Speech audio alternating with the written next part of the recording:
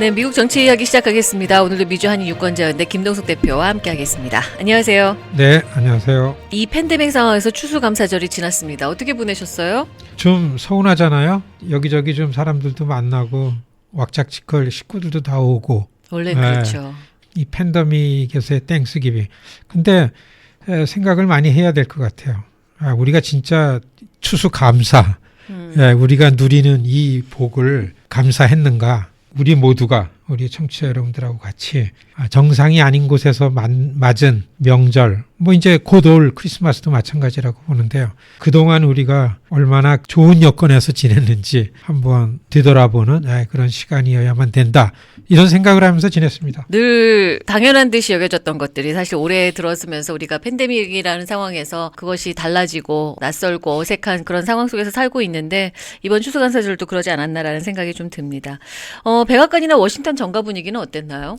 워싱턴 정가는 땡스기빙 하면 다 집에 가요. 그러니까 지난주에는 워싱턴은 휴회였죠. 이번 주는 이제 바쁘죠. 이게 마지막 주일 겁니다. 네임덕 세션이라 그러죠. 한 달밖에 수명이 안 남은 정치인들이 많잖아요. 그러네요. 임기가. 네. 그러니까 이분들이 처리해야 될 게 많고. 내일 모레 수요일 의회에서 이제 각 상임위원회의 체어들, 상임위원장과 그다음에 야당에서는 이제 랭킹 멤버 순위를 정하죠.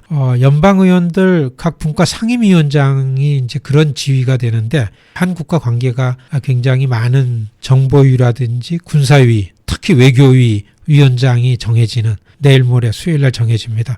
과연 뉴욕 자마이카 출신의 그레고리 믹스가 위원장이 될지, 네. 그다음에 텍사스의 카스트로일지, LA의 브렛 셔먼이 될지. 저는 그레고리 믹스한테 한 표 넣습니다. 왜냐하면 흑인의 세상이죠. 그러게요. 바이든 권력의 흑인의 역할. 그래서 블랙 커커스의 힘 때문에 그레고리 믹스가 117회기 하원 외교위원장이 될 것 같다. 이런 소식도 전해드리고요. 주말에 어디 팍스뉴스에 인터뷰 처음 했죠. 선거 후에 처음 1대1 인터뷰할 때는 백악관 비울 건가? 이렇게 물어봤어요. 앵커가. 그러니까 비울 거라라는 뉘앙스가 있는 대답을 했어요. 알게 될 거다, 시간이 흐르면. 그렇지만 그 다음에는 참 억울하다, 선거. 부정이 많다, 이런 이어서 했죠. 그 다음에 또 한 가지는 2024년 나올 거냐 물어봤어요. 2024년 내가 갈 길이 멀다, way too long, 이렇게 얘기를 했는데 짐작한 거와 마찬가지로 땡스기빙을 지나면서 백악관의 트럼프 대통령의 이 분위기를 보면은 어쩔 수 없이 이제 뭐 당선자는 확정이 된 겁니다. 지난 금요일인가 아주 중요한 부분 하나가 펜실베니아에서 기각이 됐는데, 펜실베니아의 연방 하원 그 공화당 의원 마이클 켈리라고 저 코리아 커커스에 있습니다. 이분은 그래요? 현대 딜러 하다가 의원이 돼가지고 거의 지금 뭐 한 14년째 하시는 분인데, 이분하고 같이 세 분이서 트럼프의 아이디어에 맞게끔 소송을 제기한 게 또 기각이 됐어요. 뭐냐면은 이게 왜 중요하냐면 트럼프의 아이디어가 하나 갖고 있던 게 가능성이 없어지는 거를 신호를 준 겁니다. 왜냐하면은 그러니까 법원에다 소송을 제기했어요. 우편투표는 준비가 안 돼 있고 이 시스템이 아니었기 때문에 우편투표가 한다라 그랬던 거가 부당하기 때문에 이거 무효로 해달라. 그리고 우편투표로 한 거를 무효로 하면은 펜실베니아 주 의원들이 모여서 대통령 선거인단을 정하자. 선거를 무효화시키고 법원으로 갖고 가가지고 법원으로 갖고 가면 각 주에 설정이 돼 있는 주 의원들이 선거인단을 뽑는 거. 이렇게 하면은 트럼프는 내가 이길 수 있다라는 안을 가지고 여태까지 소송을 제기하고 해왔는데, 그게 원래 트럼프 대통령의 전략이었죠. 네. 왜 우편투표를 하겠다라는 결정을 1년 전에 했는데 그때에는 가만히 있다가 지금 하느냐라는 이유도 들면서 투레이, 너무 늦었다. 소송을 그 이유 가지고 소송을 제기하기 너무 늦었다라는 이유를 들고서 기각 이유 없음을 이제 그런 시켰죠. 소송이 기각이 된 그렇죠. 거였군요. 바로 트럼프 대통령은 그러한 방법으로 아주 치열하게 경쟁을 했던 경합주에서의 선거를 무효화시키면서 그런 주에서 법원에서 주 의원들이 선거인단을 만들려는 생각을 가졌었는데, 그게 전략이었죠. 그게 축소판에 소송이 기각되면서 아마 분위기는 아직까지는 뭐 승복하지 않겠다고 얘기를 하고 있지만 아마 이렇게 해가지고 바이든 권력이 들어오게 되지 않을까. 편안하진 않죠. 워싱턴 최근에 많이 뉴스거리가 된 아주 재미있는 여론조사가 나온 게 있어요. 한 예. 가지는 트럼프 대통령이 2024년에 다시 대통령 출마를 한다 그러면 공화당에 소속돼 있는 사람들 중에는 거의 50 몇 %가 트럼프를 나는 공화당 후보로 하겠다. 이런 게 나왔어요. 그건 뭐냐면 예비 경선 때에 다른 후보들이 나와도 트럼프 지지세가 강하다라는 걸 얘기해 주는 거잖아요. 그렇죠. 그리고 또 한 가지는 바이든이 대통령으로 당선된 것이 법적으로다가 문제가 좀 있다. 편안한 건 아니다라고 동의한 사람들이 공화당에서는 80% 이상이 동의를 했어요. 그건 뭐냐면 지금 의회 선거를 이긴 공화당 유권자들 중에서 80% 이상이 트럼프 말을 따르고 있다라는 얘기를 해주죠. 이 두 가지 여론조사한 걸 가지고서 지금 트럼프가 좀 심정을 좀 가라앉히면서 후위를 도모하고 있는 거 아니냐. 이게 이제 전문가들이 막 이 방송 채널에 나와서 막 얘기하는 내용 중에 한 가지죠. 그리고 또 한 가지 초점은 다나 맥다니얼이라는 그 미시간 출신인 여자분이 공화당 의장이에요. 예. 지난 2년서부터. 그런데 그분이 트럼프를 반대하는 공화당의 미tt 롬니의 조카야. 그런데도 불구하고 아주 트럼프 측근이에요. 공화당 의장을 2년 하면서 트럼프 대통령 만들기에 전심전력해 왔는데 이분이 공화당 의장을 2년 더 하는 거가 거의 결정이 됐죠. 그래요. 그러니까 이런 여러 가지 정황을 미루어 볼 때 계속해서 트럼프 시대네요. 네, 트럼프의 정치적 프로젝트, 아젠다는 분명히 계산된 게 있었고 선거에 관해서 이렇게 시간을 끌면서 불복하고 이러는 거는 분명히 앞으로 계획된 일정대로 돼가는 거 아니냐. 그리고 또 한 가지는 이런 얘기가 돌아요. 1월 20일 조 바이든 신임 대통령이 취임하는 날 그날 트럼프는 2024년 출마 선언을 하는 거 아니냐.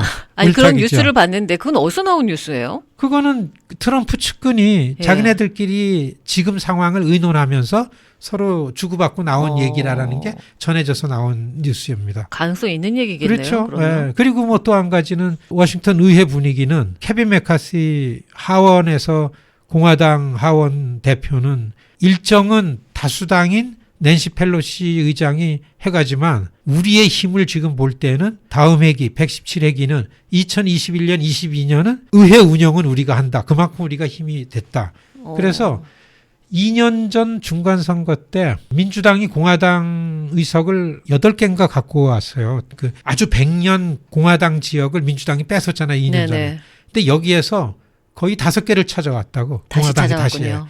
그 중에서 캘리포니아의 2개가 한인 여자분이 이긴 거예요. 그렇죠. 두 분 다 공화당인데 2년 전에 다 민주당이 공화당 지역을 뺏어갔던 거를 되찾은 거죠. 예. 지난 땡스기빙 지나면서 워싱턴 내에 많은 뉴스들 가운데 좀 추려보면은 이러한 것들이 워싱턴의 분위기를 주도했다.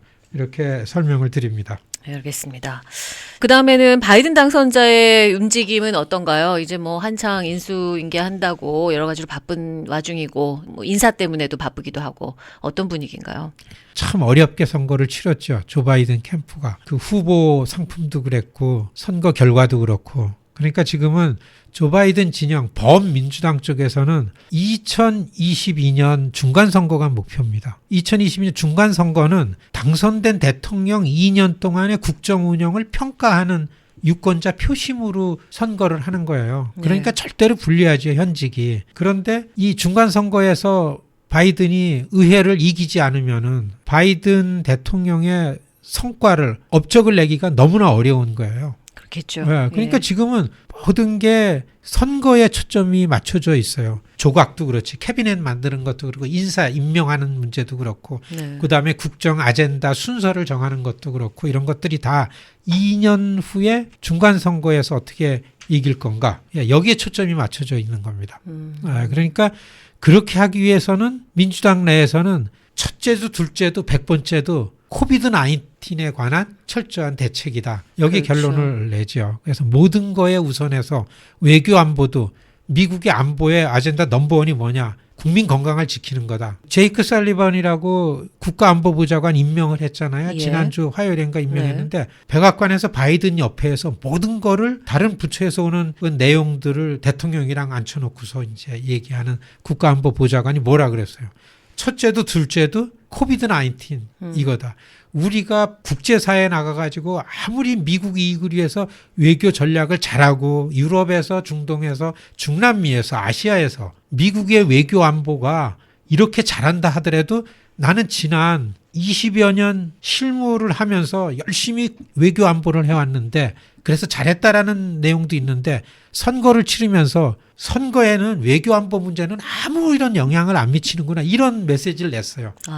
근데 지금은 국내 시민들한테 가장 중요한 게 뭐냐? 전염병입니다. 그렇죠. 예, 이번 겨울이 지금 뭐 어마어마하게 아주 그 엄혹한 상황으로 들어가잖아요. 맞습니다. 그러니까 백악관의 국가안보상황실에서도 제1번도 코로나 상황 대처하는 거다. 그러니까 여기서 자연히 나오는 게 전 세계의 시민들이 다시는 이런 상황을 맞이하지 않으려면 특히 미국에서 이렇게 많은 확진자가 이렇게 많은 사망자가 많이 나오지 않으려면 우리는 철저하게 중국을 커버해야 된다. 이 얘기를 언급해요. 그러고서 폴리티코나 이런 그 MBC 인터뷰에서도 아주 씩씩하게 이 얘기를 해요. 외교 안보고 뭐고 다는 집중하는 거는 국내 이슈. 그건 뭐 뻔해요. 2년 후에 있을 중간선거 그렇죠. 대놓고.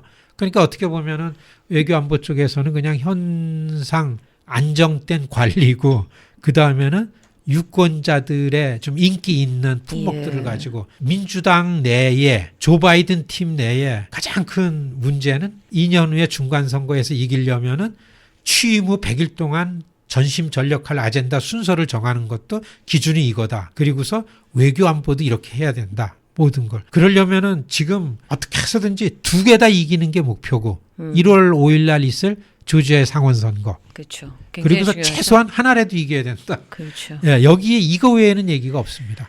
이게 조 바이든 민주당 쪽에. 그리고 캐비넷 인사가 안 되는 거는 또 민주당 내에 AOC를 중심으로 하는 좌파 그룹들이 있어요. 버니 샌더스 그룹. 민주당 내에 민주당의 강력한 영향력을 행사하는 좌파 그룹들은 너무나 실망했다. 바이든 정부한테, 바이든 당선자한테 인사를 하는 거 보니까 완전히 좌파 사람들을 다 갖고 가지 않은 배제했죠. 게 예. 단 한 가지는 좌파를 달래느라고 다양성. 좌파들은 유색인종, 여성, 사회정치적으로 약한 사람들, 빈곤계층 예. 이 얘기 노래를 부르잖아요. 여기에 초점을 맞추느라고 한 가지 한 게 백악관에서 경제 문제 예산이 제일 중요하잖아요. 예. 예산을 총 관리하고 집행하는 예산처장과 재무장관을 여성으로 임명을 했어요. 맞습니다. 이거 네. 좀 이 좌파를 달래기 위한 아이템이 되고 그다음에 일요일 날 어떤 뉴스가 더 나오면은 백악관 공보팀 탑 6명을 다 여자로 임명을 해버렸어요. 예, 네. 예. 이게 지금 뉴스의 탑이죠. 그렇죠. 그러니까 좌파 쪽의 제일 아젠다는 빈곤의 문제, 건강, 치료받을 권리, 교육받을 권리, 모든 이런 이슈에 초점이 맞춰졌는데도 불구하고서 지금 경제와 사회복지 인사, 장관급 인사를 잘 못하고 있어요. 좌파들 저항 때문에. 여러분, 정치자 여러분, 이런 내용들이 지금 조 바이든 대통령 당선자를 중심으로 한 민주당 쪽의 분위기입니다. 그렇군요. 말씀하신 대로 이번에 코비드라든가 이런 바이러스 문제를 잡지 못한다면은 진짜 2년 후 선거 결과도 장담 못하는 거고 그러다 보면 정말 민주당 집권도 오래가지 못하는 거 아니겠습니까? 그러니까 여러 가지로 중요한 시기인 것 같고 그런 면에서 이번 내각 구성도 굉장히 중요한 부분인 것 같습니다. 오늘 미국 정치 이야기는 여기서 이렇게 마무리하도록 하겠습니다. 오늘 말씀 감사합니다. 고맙습니다. 네, 지금까지 미주한인 유권자연대 김동석 대표였습니다.